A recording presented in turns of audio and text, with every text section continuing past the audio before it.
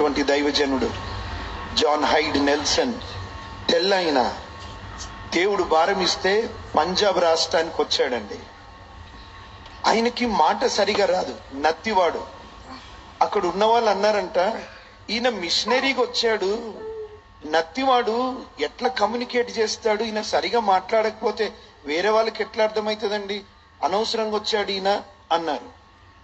రెండవ సమస్య ఏంటో తెలుసా, ఆయనకి చెవుడు కూడా సరిగా వినిపించదు.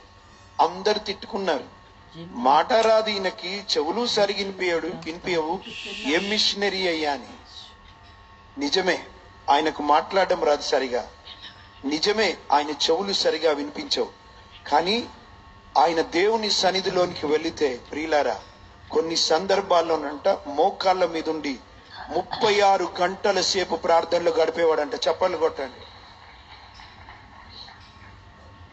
36 long years used to knelt before God. దేవుని సన్నిధిలో మోకాలెత్తి ఎంత భారంగా ప్రార్థన చేస్తాడంటే, దేవా నాకు మాట్లాడడం రాదయ్యా, నన్ను పిలుచుకున్నావు, చెవులు సరిగా వినిపించవు కదయ్యా, కానీ నీ సన్నిధిలో ప్రార్థిస్తా ఈ దేశం కొరకని పంజాబ్ రాష్ట్రంలో ప్రార్థించి, భారతదేశం కొరకు ప్రార్థించి ప్రియులారా, భారముతో ప్రార్థిస్తే ఎడమ వైపున్న గుండె కుడివైపుకు జారిందంట, అంత భారం. చివరికి డాక్టర్లు అన్నారంట, జాన్ హైడ్ నువ్వు ఇంత భారంతో ప్రార్థన చేయొద్దయ్యా, ఒకవేళ అట్లా చేస్తే నెల రోజుల కన్నా ఎక్కువ బ్రతకవని. కానీ వదిలిపెట్టేవాడు కాదు.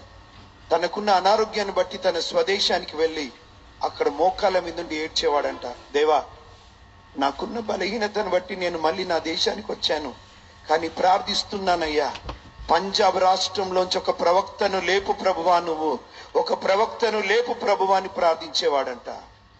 ఇలా ఏమైందో తెలుసా, చివరికి ప్రార్థన చేసి ఆయన ప్రభు రాజ్యాన్ని చేరాడు. కానీ ఆయన ప్రార్థన వృధా పోలేదు. పంజాబ్ రాష్ట్రంలోంచి దేవుడు దైవజనుడైన భక్త సింగ్ గారిని లేపాడు. భక్త సింగ్ గారిని లేపాడండి.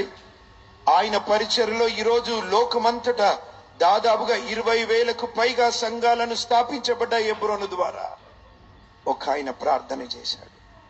భక్త సింగ్ గారు కనబడతారు మనకి, నిజంగా దేవుని చేతుల బలంగా వాడబడిన దైవజనుడు. కానీ ఒక దైవజనుడు లేపబడడానికి దేవుని సన్నిధిలో గోజాడి ఫలభరితమైన ఫలాన్ని పొందుకున్న వ్యక్తి ఎవరో తెలుసా, జాన్ హైడ్ గారు. జాన్ హైడ్ గారు. ప్రియులారా, ఈరోజు వాక్యము ప్రకటించడానికి దేవుడు నీ కృపిస్తే వాక్యాన్ని ప్రకటించు. ప్రార్థన చేసే వరం ఉంటే ప్రార్థన